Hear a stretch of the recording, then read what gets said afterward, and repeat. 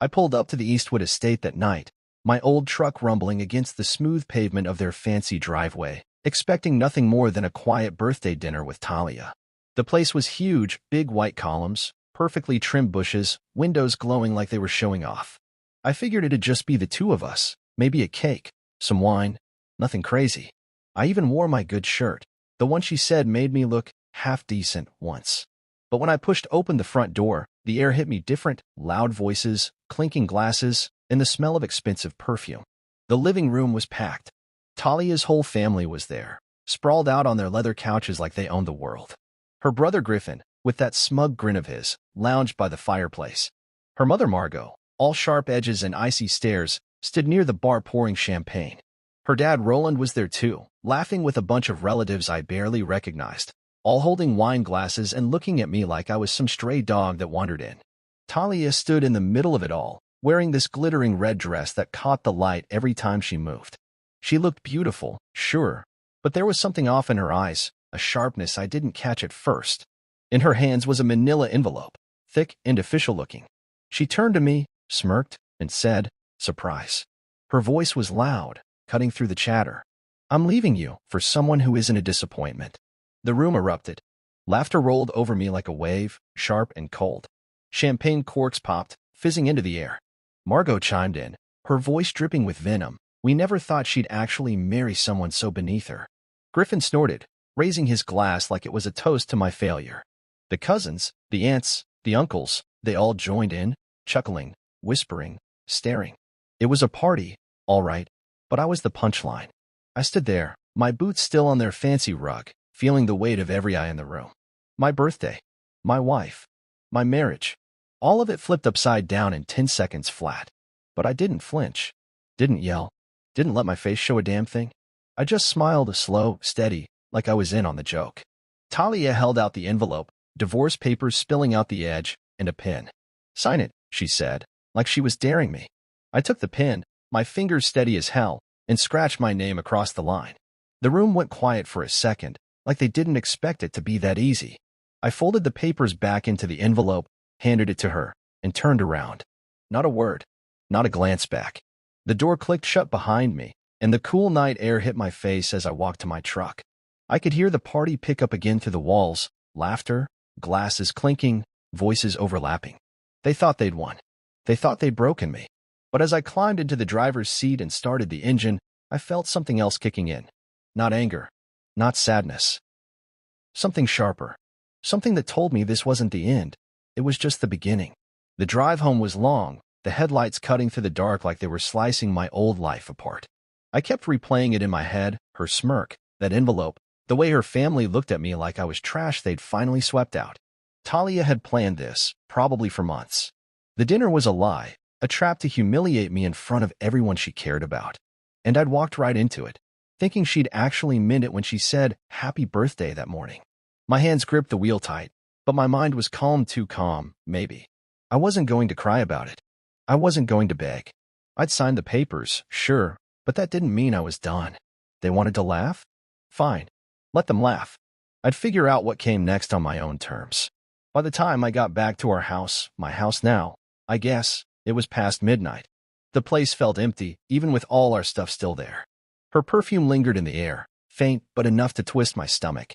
I grabbed a beer from the fridge, popped it open, and sat on the couch in the dark.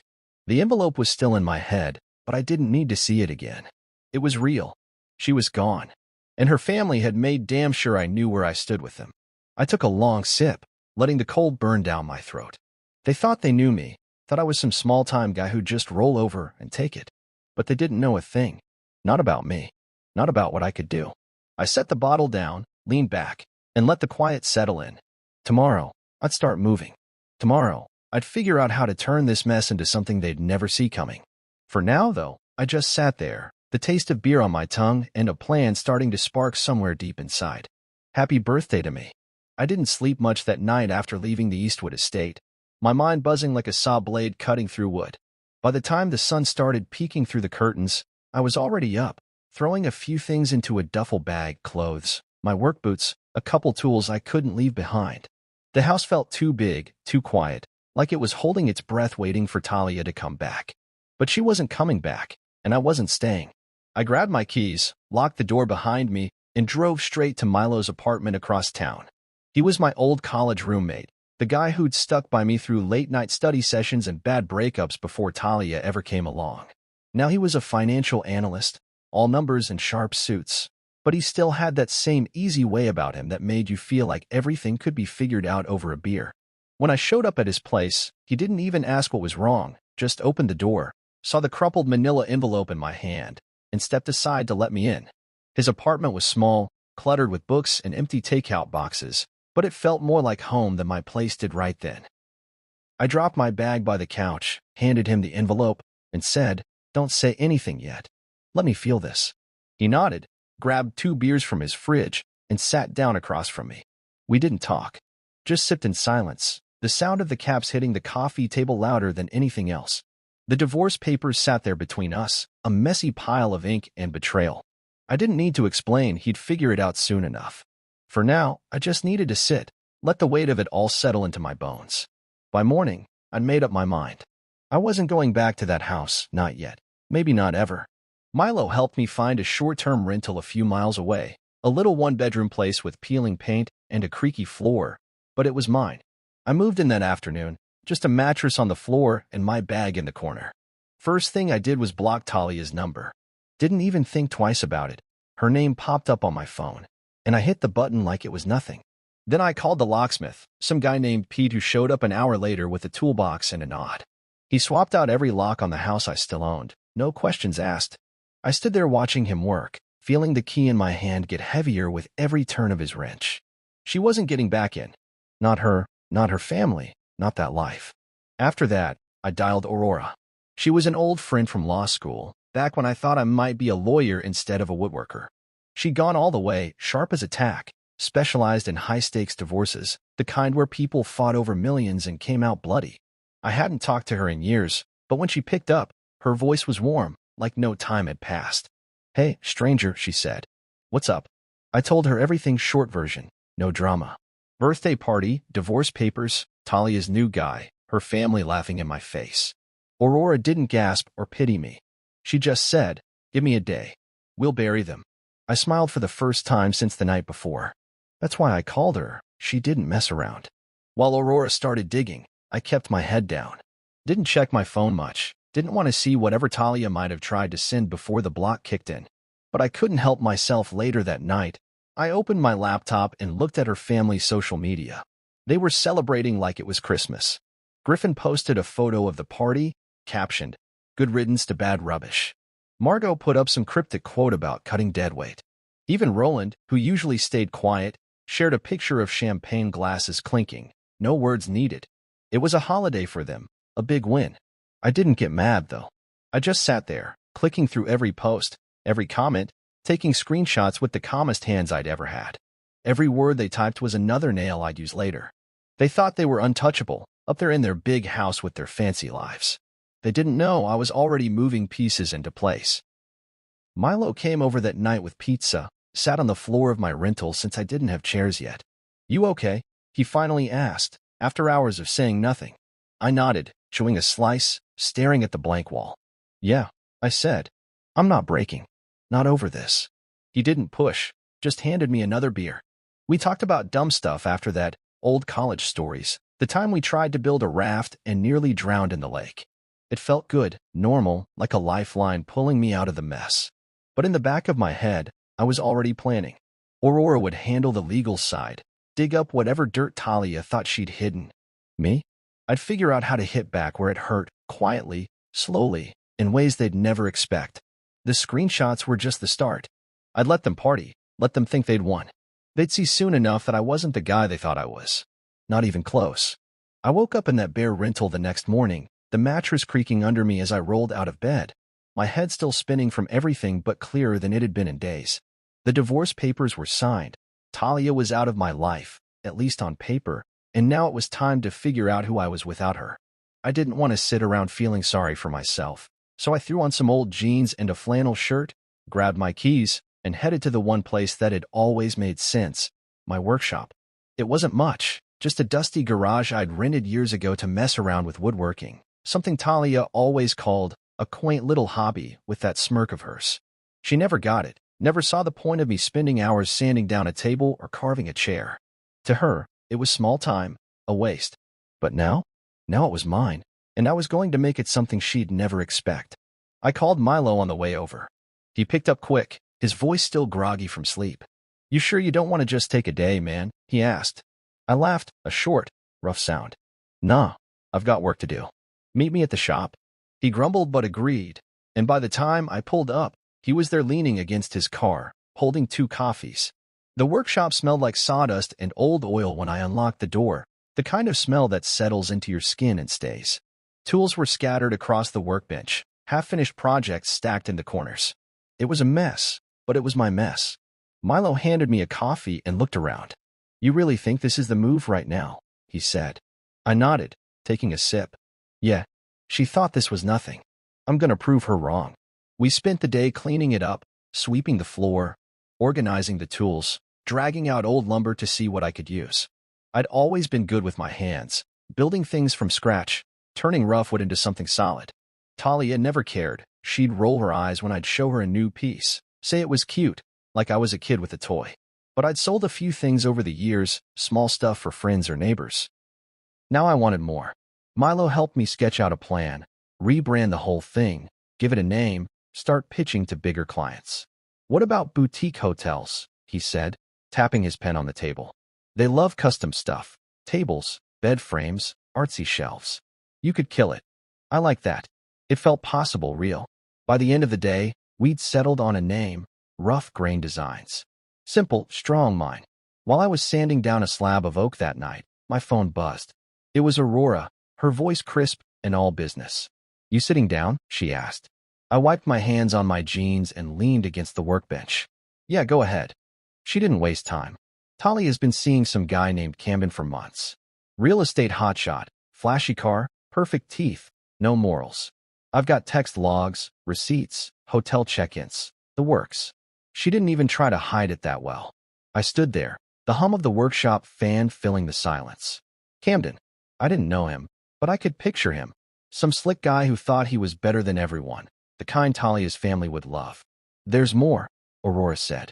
"She's been moving money around, too. Joint account stuff she didn't tell you about. But the prenup's airtight. She's got nothing on you." I grinned, slow and sharp. "She thought she'd beat me," I said. Aurora laughed. She thought wrong. That news lit a fire under me. Talia didn't just want out. She'd been planning this, living a whole other life while I was fixing up our house, thinking we were building something together. It stung, sure, but it didn't break me. It made me want to work harder, to shove it in her face that I wasn't the nobody she thought. Over the next few days, I poured everything into the workshop. I stayed late, cutting boards, staining wood, sketching designs for hotel lobbies, stuff I'd never tried before but knew I could pull off.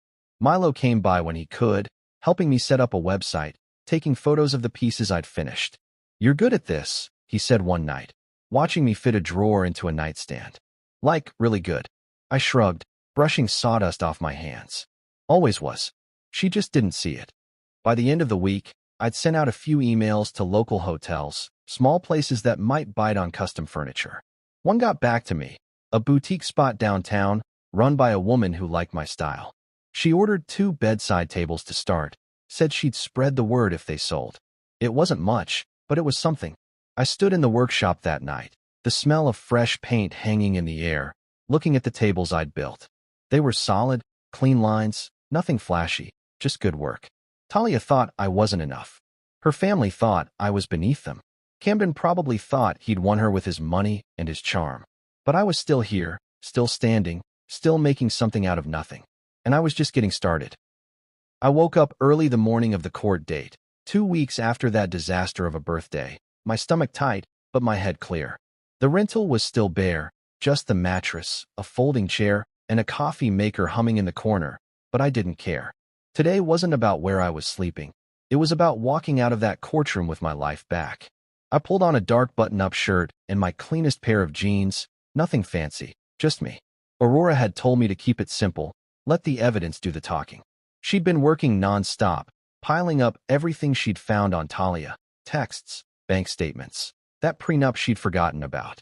I trusted her to bring the heat. Me? I just had to show up and not lose my cool. The courthouse was this big, gray building downtown, all stone and echoes, the kind of place that makes you feel small the second you step inside. I got there early, sat on a bench outside the room, watching people shuffle in and out, lawyers in suits, couples arguing in whispers, a janitor pushing a mop. Then I saw her. Talia came strutting down the hall, her heels clicking loud against the floor, wearing a designer coat that probably cost more than my truck. And right beside her was Camden, all slicked back hair and a smug smile, like he owned the place. She caught my eye, smirked, and leaned into him a little closer. It was a show, all of it, but I didn't bite. I just nodded at her, slow and calm, then turned back to watching the janitor. She wanted me rattled. I wasn't giving her the satisfaction. Aurora showed up a minute later, her arms full of folders, her face all business. "Ready?" she asked, dropping onto the bench next to me. I grinned. "Yeah, let's do this." We walked in together, the courtroom smelling like old wood and stale coffee. The judge was a gray-haired guy with glasses perched on his nose, flipping through papers like he'd seen 100 cases like this before. Talia and Camden sat on one side with her lawyer, some guy in a shiny suit who kept whispering in her ear. I sat with Aurora, my hands resting on the table, steady as ever. The hearing started slow, legal talk, dates, boring stuff. Then Talia's lawyer stood up, all puffed up, saying she deserved alimony, half the house, half my savings. "My client's been the backbone of this marriage," he said, like it was a fact. I almost laughed. Backbone. She'd been sneaking around with Camden while I was paying the bills. Aurora didn't waste time. She stood up, heels clicking just as loud as Talia's, and dropped her evidence packet on the judge's bench like it was a bomb. "Your Honor," she said, her voice sharp but calm, "we've got proof Mrs. Talia breached the prenuptial agreement with an ongoing affair." She slid over the text logs. Months of messages between Talia and Camden, flirty stuff, plans to meet up, him calling her babe, like they were already married. Then came the receipts, hotel stays, dinners, a weekend trip I'd never known about. The joint account records were next, showing Talia funneling money out, thinking I wouldn't notice. And the prenup? Aurora held it up like a trophy. Signed by both parties, clear as day, no infidelity, no payout. The judge leaned forward, squinting at the papers, while Talia's lawyer started stammering. I watched her face the whole time. That smug smile she'd walked in with? Gone. Her eyes darted to Camden, then to her lawyer, then back to the judge. She whispered something to Camden, and he shifted in his seat, looking like he wanted to bolt. Then Aurora played her last card, testimony from a hotel clerk who'd seen them together, signed and notarized. "This isn't a marriage worth rewarding," Aurora said, looking straight at the judge. "It's a setup." The room went quiet, just the sound of the judge flipping pages. Talia's mother was in the back row. I hadn't even noticed her come in, and she gasped so loud it echoed. Griffin was there too, red-faced, muttering something about lies, until the judge shot him a look to shut up. Talia tried to speak, her voice shaky. "I deserve something," she said. "I gave him years." The judge didn't even look at her, just kept reading. Her lawyer jumped in, arguing about emotional damages, but it was weak, desperate. Aurora didn't even bother responding, she just sat back down next to me and squeezed my arm. "We've got this," she whispered. And we did. The judge finally looked up, adjusted his glasses, and started talking. "Based on the evidence," he said, "the prenuptial agreement stands. No alimony. No division of assets beyond what's outlined. Case closed." He banged the gavel, and that was it. Done. Talia's face crumpled, her hands gripping the table. Camden wouldn't even look at her. He was staring at the floor, probably already planning his exit. Her lawyer threw his hands up, muttering about an appeal, but I could tell he didn't mean it. I stood up, buttoned my shirt collar, and walked out with Aurora. The air in the hall felt lighter, cleaner. "You okay?" she asked, tucking her folders under her arm. I nodded, whistling a little tune as we headed for the deal. "Better than okay," I said. Behind us, I heard Talia's heels clicking fast, like she was chasing something she'd never catch. I didn't turn around. Didn't need to. The fight was over, and I'd won. I stepped out of that courtroom feeling like a weight had lifted off my chest, the kind of freedom I hadn't known I'd been missing until it hit me. The sun was high, the air crisp, and for the first time in weeks, I didn't feel Talia's shadow hanging over me. Aurora clapped me on the shoulder as we walked to the parking lot, her grin wide. You did good in there, she said, tossing her folders into her car. I nodded, still whistling that little tune from inside. Couldn't have done it without you, I told her, and I meant it. She waved me off, but I could tell she was proud. We said our goodbyes, and I climbed into my truck, the engine rumbling to life as I pulled out onto the road. The house, the money, my peace, it was all still mine. Talia had nothing left to take. The next few days were strange, like the world was shifting under my feet. I kept expecting her to call, to fight the ruling, but my phone stayed quiet. Then I saw it online, her whole perfect little life cracking apart. Milo texted me one night with a link to a news article. Camden, her shiny new boyfriend, was caught up in some financial scandal. Illegal property kickbacks, shady deals, the kind of mess that sticks to you. His face was plastered all over the local headlines, perfect teeth and all, looking sweaty and panicked in a mugshot. I scrolled through it, sipping a beer on my rental's tiny porch, and couldn't help but smirk. Talia had picked him because he was better than me, but now he was gone, dumped her the second the heat came down. I didn't feel sorry for her. Not even a little. Her family didn't take it well either. They were all about image, big house, fancy parties, everyone knowing their name, and this was a black mark they couldn't scrub off. I checked their social media, the same accounts I'd screenshotted before, and saw the change. Margot stopped posting her smug little quotes. Griffin's page went private. Roland's champagne pictures disappeared. The relatives who'd laughed in my face at the party? Silent. It was like they'd all crawled into a hole, embarrassed by the mess Talia had dragged them into. The court stuff had gone public, small town, big gossip, and people were talking. I didn't have to say a word. They did it for me. Her world was falling apart, piece by piece, and I just sat back and watched. Meanwhile, my life was picking up speed. The workshop was buzzing now, more alive than it had ever been. Those 2 bedside tables for the boutique hotel sold quick, and the owner called me back with a bigger order for chairs and a front desk for her lobby. I spent my days in the shop, the smell of sawdust and varnish filling my lungs, my hands steady on the tools. Milo kept pushing me forward, saying we should hire help if the orders kept coming. "You're onto something here," he told me one afternoon, watching me carve a chair leg. "This could be big. I like that idea, building something real, something mine." So I put out a call, nothing fancy, just a post online looking for assistance. Got a dozen replies in a day. Picked 2 who seemed solid. A quiet guy named Tom who knew his way around a bandsaw, and Jasmine, a woman with a background in hospitality design who talked fast and had big ideas. Jasmine was a game changer. She showed up the first day with a notebook full of sketches, her dark hair pulled back, ready to work. "I've got contacts," she said, leaning against the workbench. "Hotels, restaurants, even some rich folks who like custom stuff. Let me make some calls." I gave her the green light, and by the end of the week, she'd lined up 3 new clients, people I'd never have reached on my own. We stayed late most nights, her measuring wood while I cut, talking about designs and laughing over dumb stuff like how bad my handwriting was on the order sheets. She was easy to be around, sharp but warm, and I started looking forward to those hours more than I'd admit.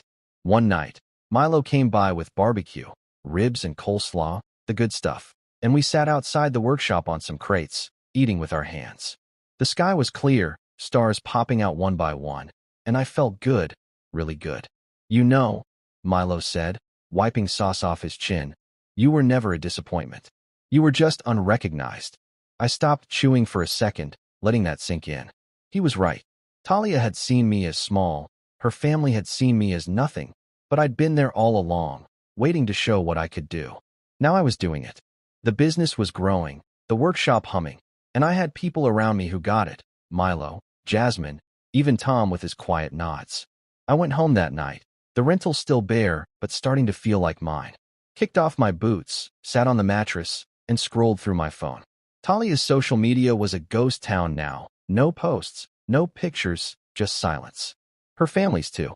They'd built their whole world on looking perfect, and I'd watched it crumble without lifting a finger.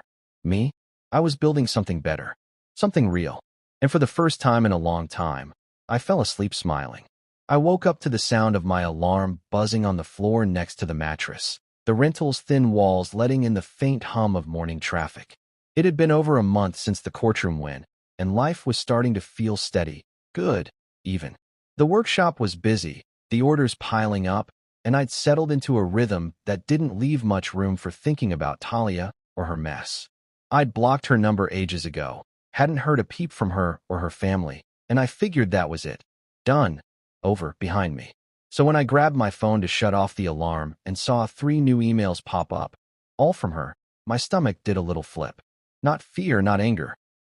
Just surprise, like finding an old tool you thought you'd lost. I sat up, rubbing my eyes, and opened the first one. "We should talk," it said, short and simple, no hello or sorry. The second was longer. "Can we start over? I've been thinking about us." The third hit different. "You've changed so much." I didn't see it before. I stared at the screen, the words glowing in the dim light of the room, and didn't know what to feel. Part of me wanted to laugh.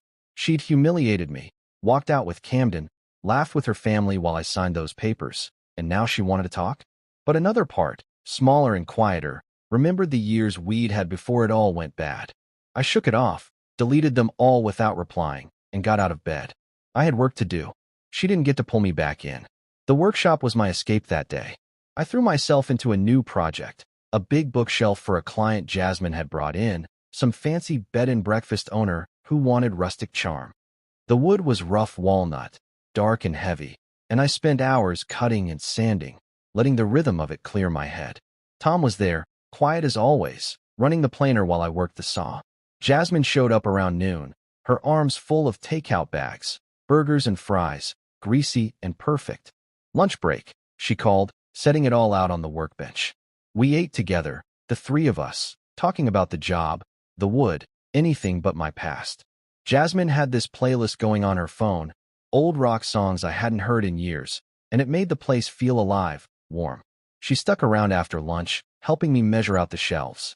We got to talking, nothing deep, just easy stuff. She told me about her old job designing hotel lobbies, how she'd quit because her boss was a jerk.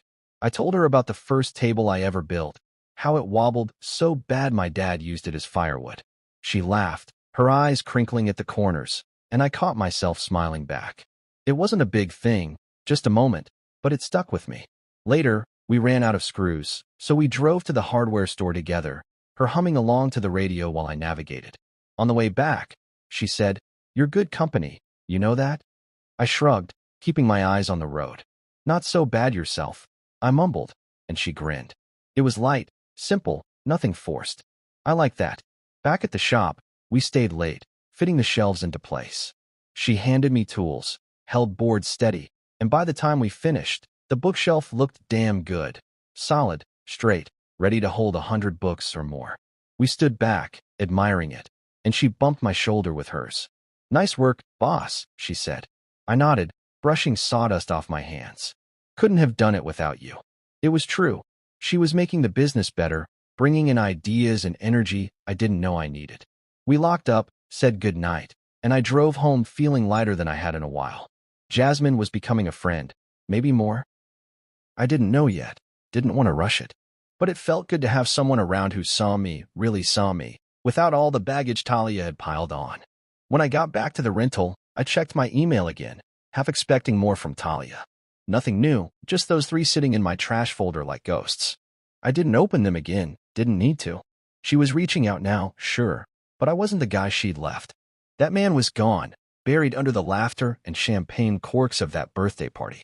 I'd built something new, rough grain designs, a steady life, people like Milo and Jasmine who had my back. Talia's words didn't fit here anymore. I deleted the trash folder, watched it blink empty, and shut the laptop. But as I lay down on the mattress, staring at the ceiling, I couldn't shake this feeling in my gut. She'd gone quiet before, after the court stuff, and then this. 3 emails in a day. It wasn't over, not yet. I didn't know what she wanted, but I knew her well enough to guess she wasn't done trying. I closed my eyes, the hum of the workshop still in my ears, and told myself I'd deal with it when it came. For now, I had my peace, my work, my life. That was enough. I woke up early that morning, 3 months to the day since Talia turned my birthday into a circus, the air cool and sharp through the rental's cracked window. The clock said 5:30, and I figured I'd beat the rush to the coffee shop down the street before heading to the workshop. I pulled on a hoodie, grabbed my keys, and stepped outside, the sky still dark with just a hint of orange creeping up. My truck was parked in its usual spot, frost dusting the windshield, But something else caught my eye, her Lexus, parked crooked across 2 spaces right in front of my place. Talia's car. I stopped dead, my breath fogging in the cold, and saw her curled up in the driver's seat under a ratty blanket, her head slumped against the window. My phone buzzed in my pocket, 10 missed texts, all from a number I didn't recognize. Please answer. I'm outside. I have nowhere to go. I stood there, staring, the keys biting into my palm. She didn't move, didn't see me, and for a minute I thought about just getting in my truck and driving off. Let her figure it out. But something held me there, curiosity, maybe, or just the weirdness of seeing her like this, all messed up and alone. I checked the texts again, scrolling through them slow. I'm sorry. I didn't mean for it to end like this. Can we talk? They started late last night, after I'd gone to bed, and kept coming every hour or so. I hadn't heard from her since those emails a month ago, the ones I'd ignored, and now here she was, camped out like some stray cat looking for a warm spot. My gut twisted, not with pity, not exactly, but with this strange mix of disbelief and exhaustion. What the hell was she doing here? I didn't go to her right away. Instead, I walked back inside, shut the door, and sat on the porch steps, watching the sun start to rise. The sky turned pink, then gold, streaking over the rooftops, and I just sat there, letting the quiet settle in. She'd picked Camden, picked her family's approval, picked a life that didn't include me, and now she was back, sleeping in her car like she'd hit rock bottom. I didn't know the details, didn't want to guess, but I could feel it. Things had gone bad for her, real bad. The emails, the texts, now this, it was a pattern, her reaching out when she had nothing left. I leaned back against the door, my hands in my pockets, and thought about the last 3 months. The workshop, Jasmine, Milo, the clients piling up. I built something good, something solid, and here she was, a ghost from a life I didn't want anymore. The Lexus door creaked open around 6:30, and she stumbled out, blinking into the light. Her hair was a tangle, her makeup smeared down her cheeks like she'd been crying all night. She looked smaller than I remembered, fragile almost, wrapped in that blanket like it was the only thing holding her together. She saw me on the porch and froze, her eyes wide, like she hadn't expected me to be there. Hey, she said, her voice rough and quiet. I didn't say anything, just watched her shuffle closer, barefoot on the cold pavement. I didn't know where else to go, she mumbled, hugging the blanket tighter. Can we talk? I took a deep breath, the air stinging my lungs, and nodded toward the steps. Sit if you want, I said, keeping my tone flat. She hesitated, then climbed up and sat a few feet away, staring at her hands. We didn't talk for a while, just sat there as the neighborhood woke up, cars starting, a dog barking somewhere down the street. I could smell her perfume, faint under the musty blanket, and it hit me how long it had been since I'd been this close to her. Months, sure, but it felt like years. Finally, she spoke, her voice shaking. I messed up, she said. Camden's gone. My family won't talk to me, and I've got nothing left. I glanced at her, saw the tears welling up, but kept my face still. I thought I wanted something else, she went on, but I was wrong. You were the best thing I had. She looked at me then, her eyes pleading, like she thought words could erase everything, her smirk, the divorce papers, her family laughing in my face. I leaned forward, elbows on my knees, and stared at the ground. You picked your side, I said, keeping it simple. You don't get to come back now because it didn't work out. She flinched, like I'd hit her, but I didn't stop. You had your chance, Talia. You threw it away. She started crying then, quiet sobs that shook her shoulders, but I didn't move.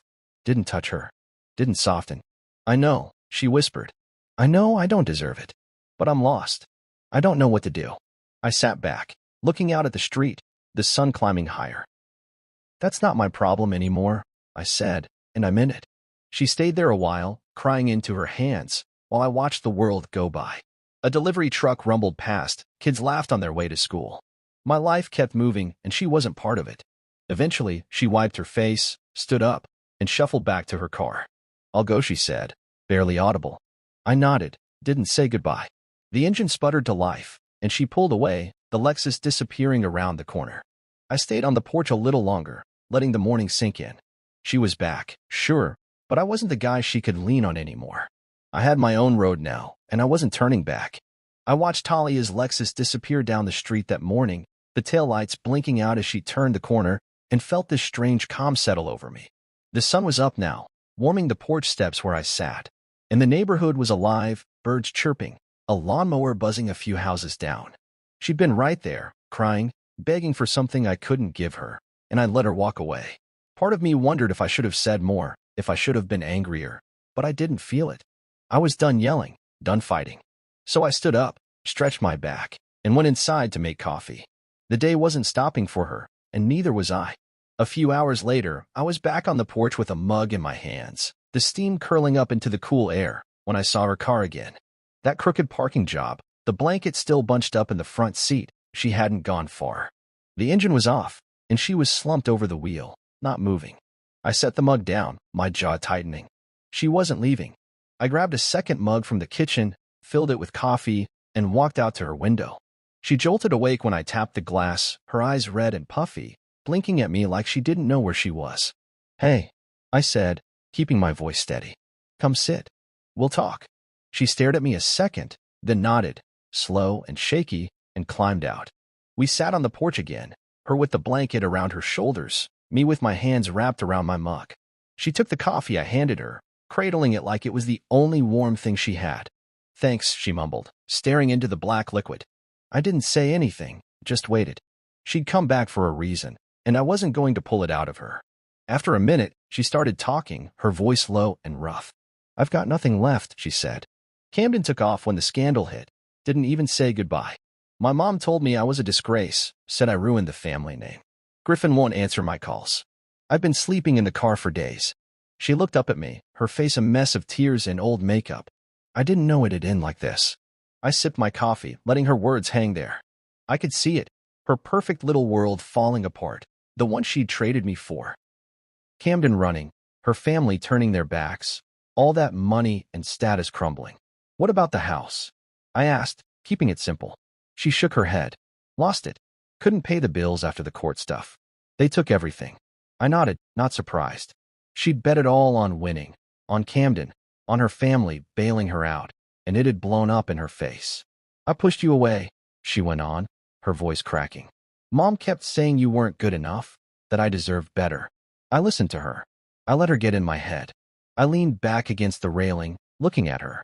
She was spilling it all now, the pressure from Margot, the way her family had twisted her into thinking I was some kind of failure. "They wanted me with someone like Camden," she said. "Someone with money, connections.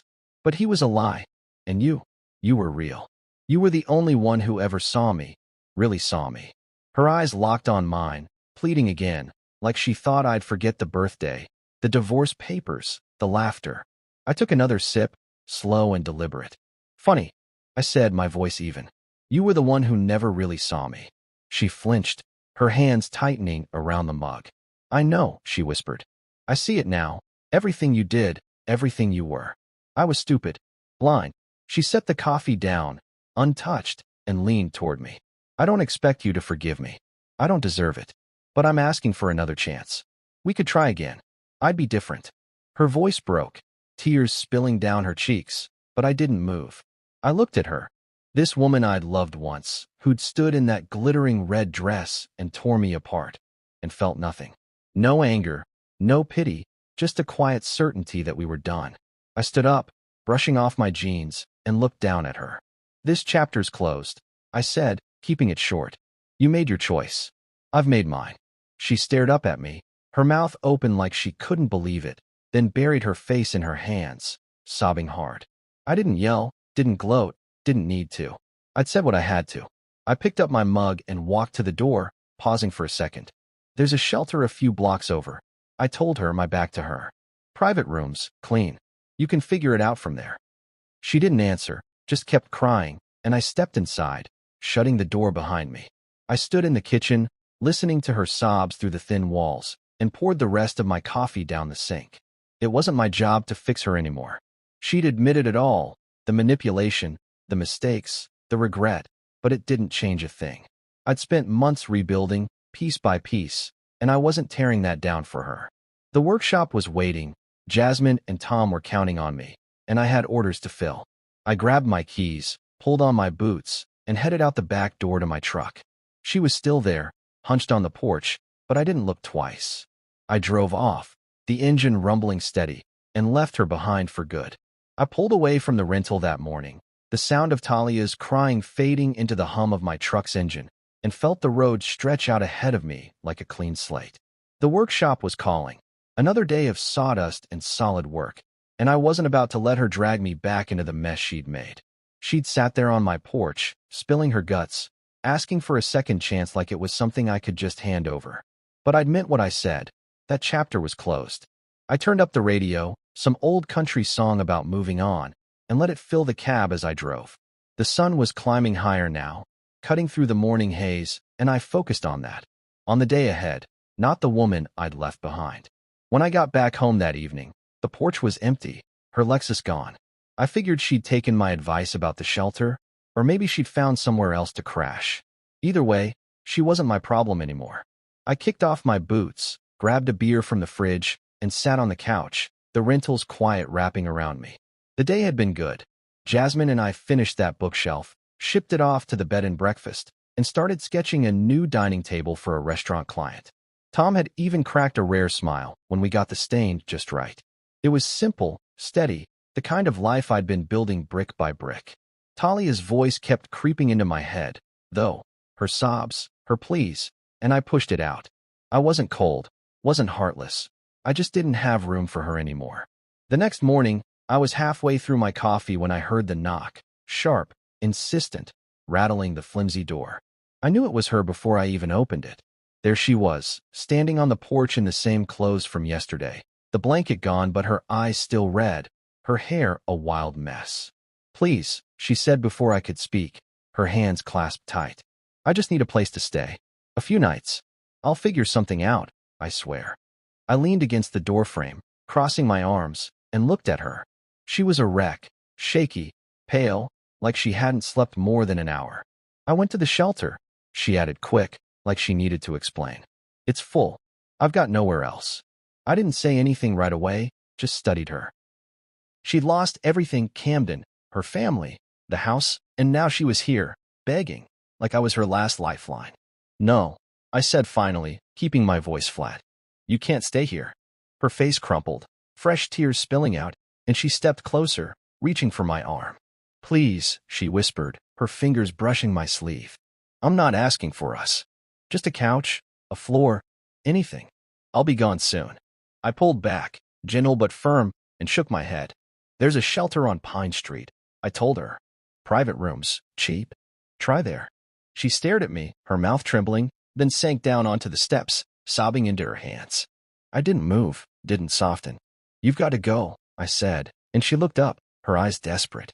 "I can't," she choked out. "I've got no one. Mom called yesterday, yelled at me, said don't come back until I fix this. They're done with me." I heard Margot's voice through the phone as she held it up, harsh and loud. "Don't call us again until you've sorted out your mess." Talia hung up, her hand shaking, and looked at me like I'd changed my mind. "They threw me out," she said. Just like that. I nodded, not surprised. Her family was all about appearances, and she trashed theirs. But it didn't sway me. "That's on you," I said, simple and true. "Not me." She kept begging, her voice rising, raw. "I'll sleep in the car again then. Right here. You won't even know I'm around." I shook my head again. "No. You need to leave." She stood up, wobbly, and grabbed her bag from the porch. "You're different," she said, almost accusing. "Harder. You wouldn't have done this before." I met her eyes, steady. "Yeah," I said. "I've changed. You didn't break me. You made me figure out who I am." She flinched, like the words hit harder than she expected, and turned to her car. I watched her pack her stuff, the blanket, a duffel, some loose clothes, her movement slow, defeated. The Lexus door slammed shut, and she sat there a minute, head down, before starting the engine. I stayed on the porch, hands in my pockets, as she pulled away, the car lurching a little like she didn't know where to go. I didn't look away, didn't flinch. She'd asked for mercy, but I didn't owe her that, not after everything. When the street was empty again, I went back inside, shut the door, and finished my coffee. The quiet came back, soft and familiar, and I let it sink in. She was gone, really gone this time, and I was still standing. I headed to the workshop after that, the day unfolding like any other, wood to cut, designs to tweak, Jasmine's laugh filling the air as we worked. Talia's words stuck with me, sure, but they didn't pull me down. She thought begging suited her, thought I'd cave because she was desperate. But I'd rebuilt my life without her, and I wasn't giving that up. By the time I locked up that night, The sky dark and the air cold, I felt solid. She could cry, she could plead, but I was done being her safety net. My world was mine now, and I liked it that way. I stood in the doorway of my new place that morning, 3 months after Talia's birthday ambush, the keys still cold in my hand from signing the deed the day before. It wasn't fancy, just a small house on the edge of town, one story with a porch and a garage I could turn into a second workshop. The walls were bare, the floors scuffed, but it was mine, paid for with the money I'd saved and the order's rough grain designs had brought in. I stepped inside, the wood creaking under my boots, and felt this quiet pride settle in. No more rentals, no more shadows of her, just a fresh start I'd built myself. Max, the scruffy mutt I'd adopted a few weeks back, bounded in after me, a tennis ball already in his mouth, his tail wagging like he owned the place too. I dropped my duffel bag in the corner and walked through the rooms, picturing what I'd do with them. The living room could fit a couch and a TV, nothing big, just enough for me and Milo to watch a game. The kitchen was small but solid, good counters for coffee and takeout, maybe a table I'd build myself. The bedroom was empty for now, but I'd get a real bed soon, ditch the mattress I'd been crashing on.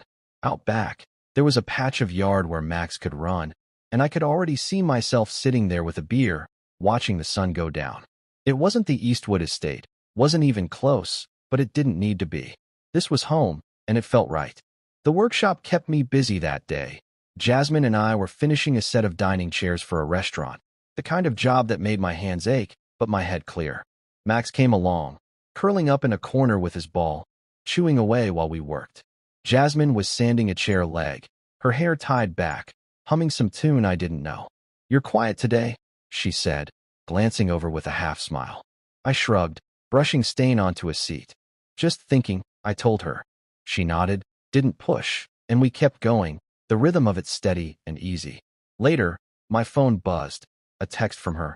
"Coffee later?" I looked up, caught her eye across the shop, and grinned. "Yeah," I called back. "Sounds good." She laughed, and Max barked like he was in on it. That night, I sat on the new porch with a beer, Max sprawled out at my feet, the air cool and still. The stars were out, bright against the dark, and I let myself breathe deep, taking it all in. 3 months ago, I'd walked out of that party with nothing but a signed divorce paper and a bruised ego. Now I had this, a house, a business, a dog, people who stuck by me. Milo had been right. I wasn't a disappointment. I'd just been waiting to be seen. And Jasmine, she saw me, not the guy Talia had tried to bury, but the one I'd become. Coffee with her wasn't a date, not yet, but it was something, simple, real, a step forward I didn't mind taking. My phone buzzed again, and I almost ignored it, figuring it was Milo with some dumb joke. But it was Talia, a new number, same old story. "I miss who you are now," the text said, short and plain, like she'd been sitting on it for days. I stared at it, the glow lighting up my face, and felt a flicker of something, annoyance, maybe, or just tiredness. She'd been texting on and off since that morning on the porch, little stabs at getting my attention. "I'm sorry. I was wrong. Can we meet?"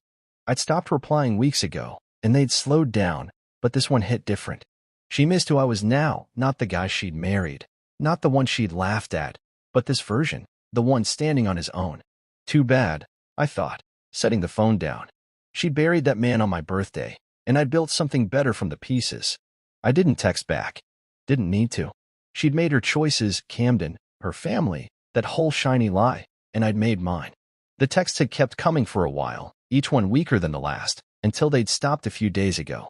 This was her final shot, I figured, and it didn't change a thing. I leaned back in the chair, one I'd built myself, rough and sturdy, and watched Max chase a moth across the porch. Peace felt good, better than I'd expected. It wasn't loud or flashy. It was quiet, solid, like the what I worked with every day. I'd survived her betrayal, yeah, but more than that, I'd rebuilt. The house, the business, Max, Jasmine, it was all proof I didn't just get by. I got better. I finished the beer, the bottle cold against my palm, and stood up, stretching my arms over my head. Max trotted inside with me, his ball still in his mouth, and I locked the door behind us. The place was empty, sure, but it wouldn't be for long. I'd fill it with things I made, people I chose, a life that fit me. Talia could miss me all she wanted. She didn't get a say in the story anymore. I climbed into bed, the mattress creaking under me, and closed my eyes. Tomorrow, I'd start a new commission, meet Jasmine for coffee, maybe toss the ball with Max in the yard. It was enough. More than enough. And as I drifted off, the sawdust still clinging to my hands, I smiled. This was my sunrise, and I was ready for it.